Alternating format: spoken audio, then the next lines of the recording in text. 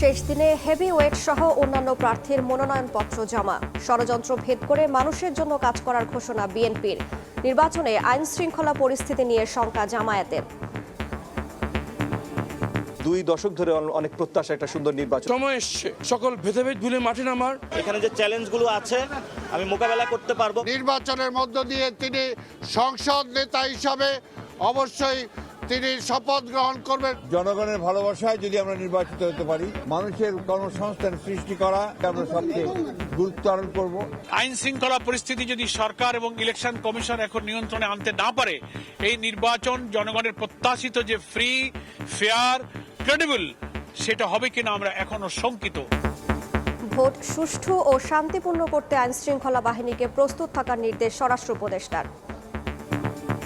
এই নির্বাচন যেন শান্তিপূর্ণ এবং ফেয়ার এবং উৎসবমুখর হয়, সেই জন্য আপনাদের যত ধরনের প্রস্তুতি নিতে হবে। দেখছিলেন প্রধান শিরোনাম। সন্ধ্যার সময়ের সঙ্গে আছি আমি রাইসা জান্নাত।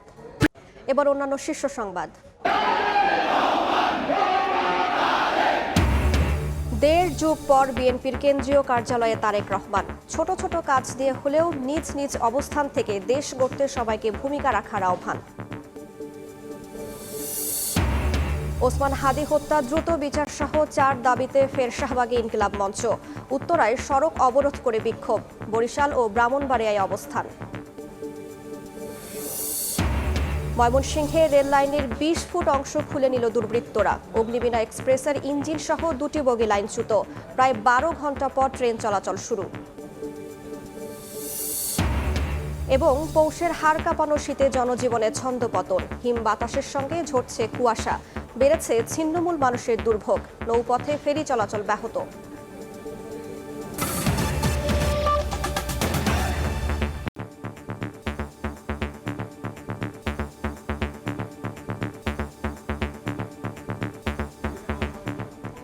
ত্রয়োদশ জাতীয় নির্বাচনে লড়তে মনোনয়নপত্র জমা দিলেন প্রার্থীরা।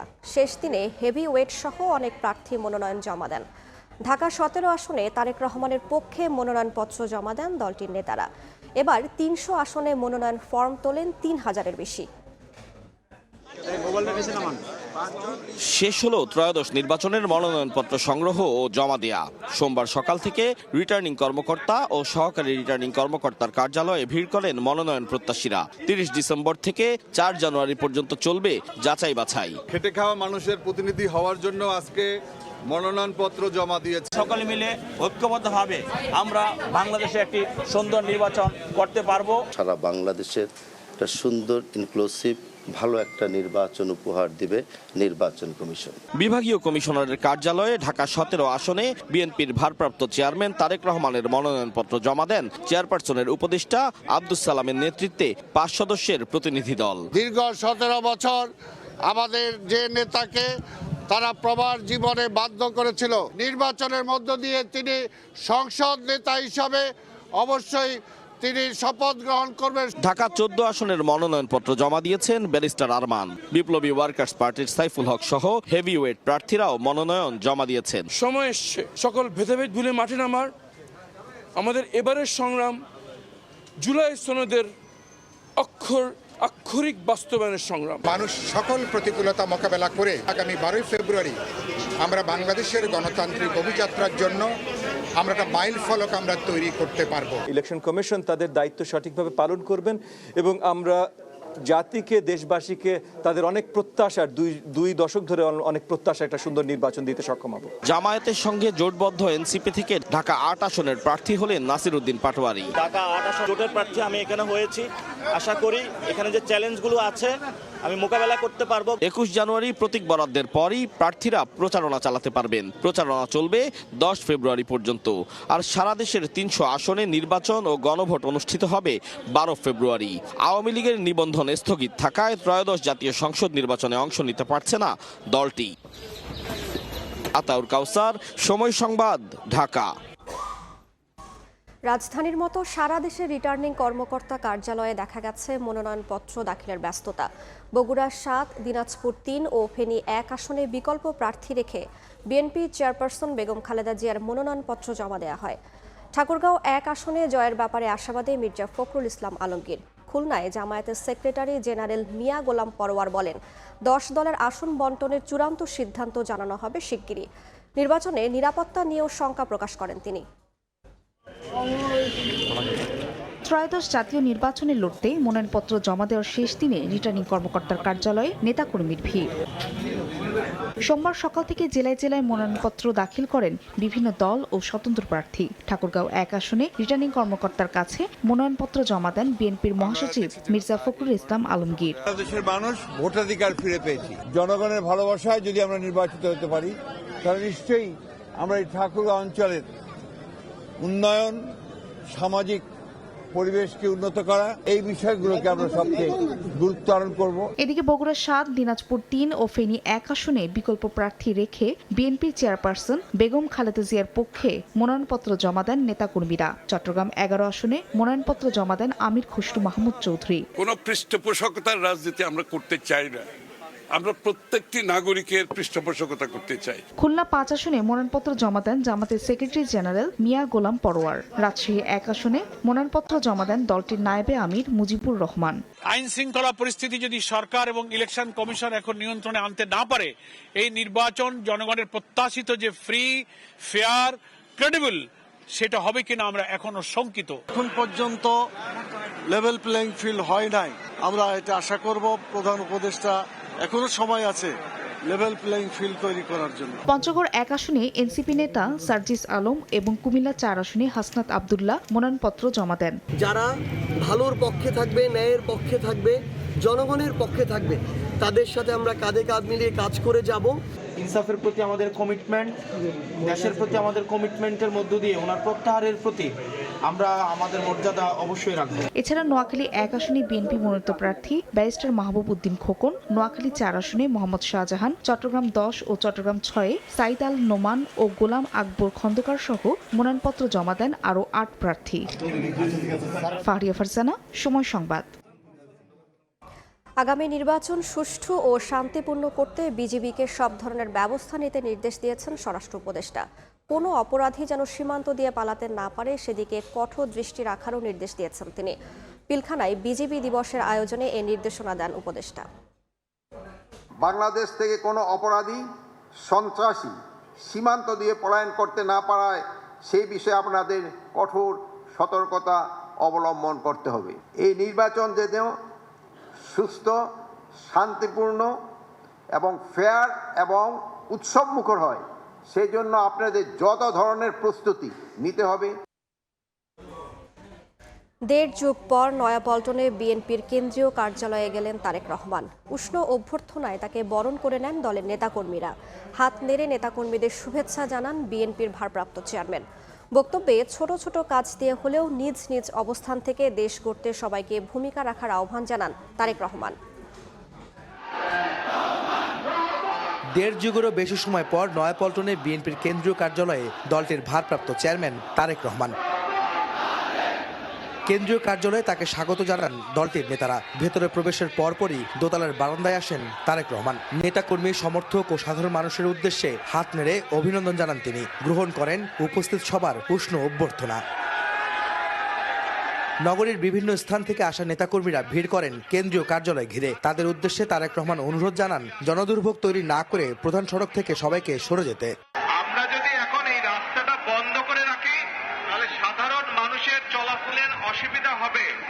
যেহেতু আমাদের আজকে এখানে কোনো কর্মসূচি নেই, সেই জন্য আমরা চেষ্টা করি যত দ্রুত সম্ভব রাস্তাটাকে খুলে দেওয়ার জন্য, যাতে সাধারণ মানুষ চলাফেরা করতে পারে স্বাভাবিকভাবে। তিনি তার শুভেচ্ছা বক্তব্যে দেশকে নতুন করে গড়ে তুলতে যার যার অবস্থান থেকে কাজ করার নির্দেশনা দেন দলীয় নেতাকর্মীদের। যার পক্ষে যতটুকু সম্ভব আমরা সচেষ্ট হই দেশের জন্য, এভাবে ছোট ছোট করে কাজ করার মাধ্যমে আমরা দেশটাকে গড়ে তুলে আসুন। এরপর অসুস্থ মা বেগম খালেদা জিয়ার সুস্থতা ও নিজের জন্য দোয়া চান বিএনপির ভারপ্রাপ্ত চেয়ারম্যান। দেশনেত্রী খালেদা জিয়ার সুস্থতার জন্য দোয়া করবেন। পরে তার জন্য নির্ধারিত কক্ষে প্রবেশ করেন তারেক রহমান। ভেতরে উপস্থিত নেতাকর্মীদের সঙ্গে শুভেচ্ছা বিনিময় করে দলীয় কার্যক্রমের তদারকি করেন তিনি। ভারপ্রাপ্ত চেয়ারম্যানের আগমন উপলক্ষে কার্যালয়ে বেশ কিছু সংস্কার করে রেখেছে বিএনপি। সোমবার বিকেল 3টার দিকে গুলশানের বাসা থেকে বের হয়ে 3:45টার দিকে নয়াপল্টনের কেন্দ্রীয় কার্যালয়ে পৌঁছান বিএনপির ভারপ্রাপ্ত চেয়ারম্যান তারেক রহমান। 19 বছরের বেশি সময় পর নয়াপল্টনে বিএনপির কেন্দ্রীয় কার্যালয়ে আসলেন বিএনপির ভারপ্রাপ্ত চেয়ারম্যান তারেক রহমান এবং তাকে ঘিরে এই কার্যালয় নতুন করে সংস্কার করা হয়েছে। তার জন্য তৈরি করা হয়েছে নতুন একটি কার্যালয় এবং একটি অফিস কক্ষ। এবং আজকে তিনি প্রথমবারের মতো আসার পর নেতাকর্মীদের দিক নির্দেশনামূলক বক্তব্য দেন, যেখানে তিনি বলেন প্রত্যেকটা নেতাকর্মীকে নতুন বাংলাদেশ গড়ে তোলার জন্য তার অবস্থান থেকে কাজ করতে হবে। আহমেদ সালেহীন, সময় সংবাদ, ঢাকা। সন্ধ্যার সময় আরও থাকছে।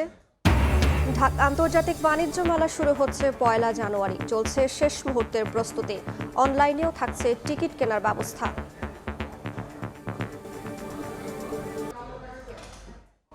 ওসমান হাদির খুনিদের বিচারের দাবিতে দুপুর থেকে শাহবাগ মোড় অবরোধ করে রেখেছে ইনকিলাব মঞ্চ। এর আগে 4 দফা দাবি আদায়ের ঘোষণা দেয় সংগঠনটি।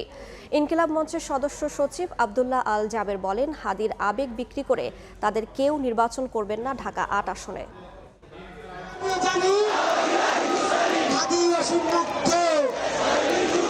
তীব্র শীত ও কুয়াশা উপেক্ষা করে শাহবাগে বিক্ষোভে ইনকিলাব মঞ্চ। শরীফ ওসমান হাদির খুনিদের গ্রেফতার ও বিচারের দাবিতে চতুর্থ দিনের মতো অবস্থান করছেন তারা।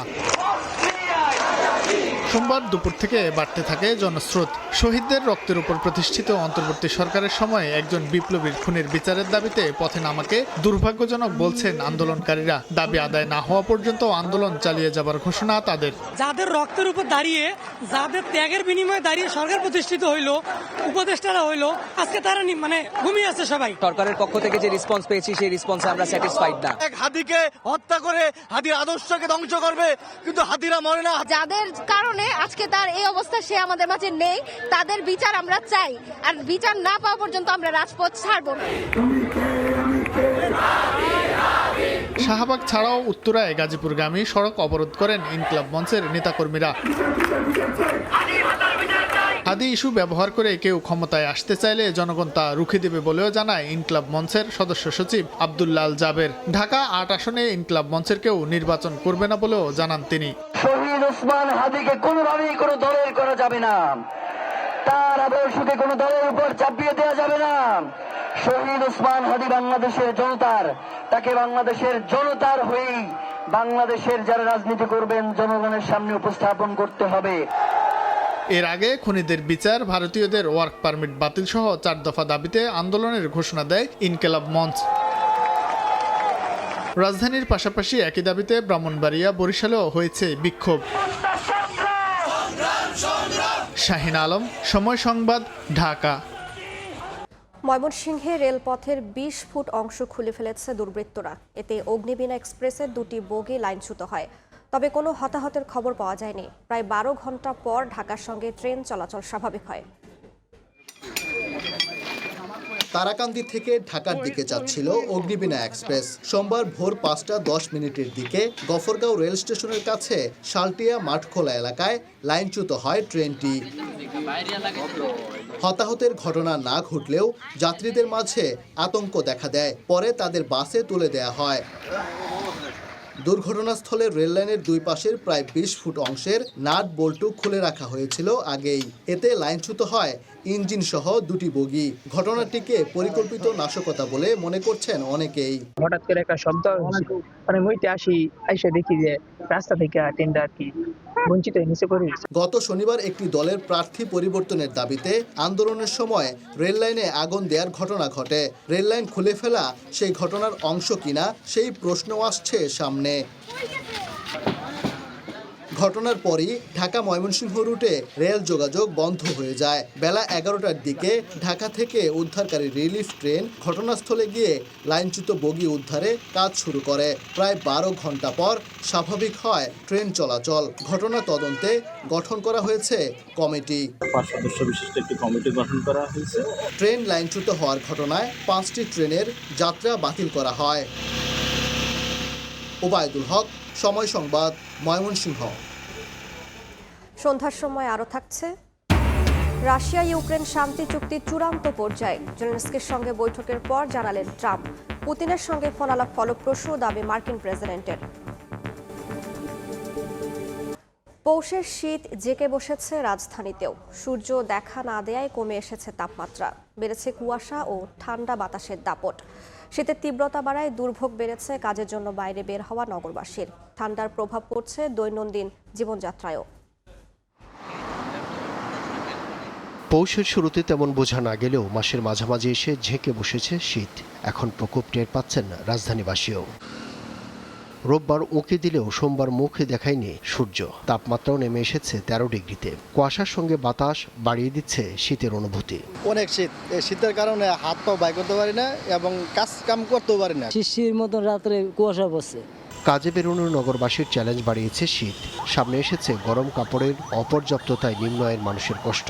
বিভিন্ন জায়গায় দেখা গেছে আগুন জ্বালিয়ে উত্তাপ নেওয়ার চেষ্টা। জ্যাকেট লাগানো পরও এত ঠান্ডা পড়তেছে, পুরা হিমশিম খাইয়া যাইতেছি। ড্রাইভ করা তো পসিবলই হচ্ছে না আর কি, তারপরও জীবনের তাগিদে আসলে চালাতে হচ্ছে আর কি। আবহাওয়া অফিস বলছে শীতের তীব্রতা থাকবে আরও কয়েকদিন। বর্তমান পরিস্থিতিকে স্বাভাবিক বলছে সংস্থাটি। মূলত এই কুয়াশার জন্য শীতের তীব্রতাটা সারা দেশে এত বেশি মনে হচ্ছে। হয়তো আগামী আরো 2-3 থেকে 4 দিন এরকম অবস্থা বিরাজ করতে পারে।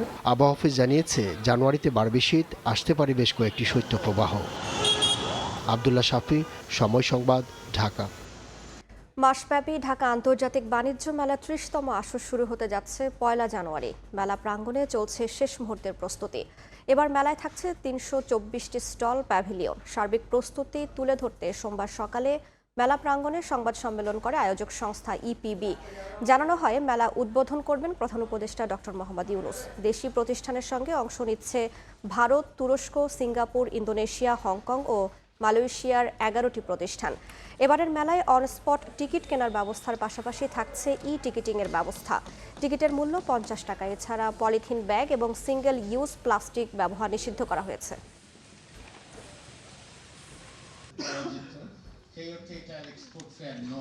দেশের বাইরের খবর। কিছু বিষয়ে জটিলতা থাকলেও রাশিয়া ইউক্রেন শান্তি আলোচনা চূড়ান্ত পর্যায়ে রয়েছে বলে জানিয়েছেন মার্কিন president Donald Trump. Russia Ukraine যুদ্ধ বন্ধে স্থানীয় সময় সোমবার যুক্তরাষ্ট্রের ফ্লোরিডার মারে লাগোতে ইউক্রেনের প্রেসিডেন্ট ভলোদিমির জেলেনস্কির সঙ্গে বৈঠক করেন মার্কিন প্রেসিডেন্ট ডোনাল্ড ট্রাম্প। বৈঠকের আগে রুশ প্রেসিডেন্ট ভ্লাদিমির পুতিনের সঙ্গে টেলিফোনে কথা বলেন মার্কিন প্রেসিডেন্ট। ফোনালাপকে অত্যন্ত ফলপ্রসূ উল্লেখ করে ট্রাম্প জানান, যুদ্ধবন্ধে আন্তরিক রাশিয়া। আর মস্কো বলছে, দুই নেতা অস্থায়ী যুদ্ধবিরতির বদলে স্থায়ী শান্তি চুক্তির পক্ষে একমত হয়েছেন।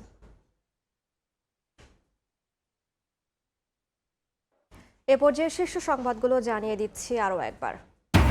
শেষ দিনে হেভি ওয়েট সহ অন্যান্য প্রার্থীর মনোনয়নপত্র জমা। ষড়যন্ত্র ভেদ করে মানুষের জন্য কাজ করার ঘোষণা বিএনপির। আইন শৃঙ্খলা পরিস্থিতি নিয়ে শঙ্কা জামায়াতের। নির্বাচন সুষ্ঠু ও শান্তিপূর্ণ করতে আইন শৃঙ্খলা বাহিনীকে প্রস্তুত থাকার আহ্বান স্বরাষ্ট্র উপদেষ্টার। সীমান্ত দিয়ে অপরাধীদের পালানো ঠেকাতে নজরদারির নির্দেশ।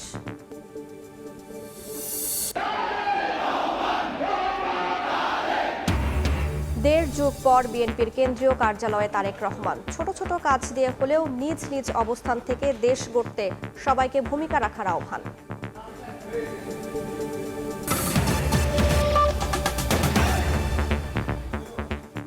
এ ছিল সন্ধ্যার সময়। এরপর নির্বাচনের সময় নিয়ে থাকছেন সহকর্মী মনির হোসাইন। ধন্যবাদ রাইসা আপনাকে। নির্বাচনের সময় নিয়ে আসছে কিছুক্ষণ পর, সঙ্গেই থাকুন সময়ের।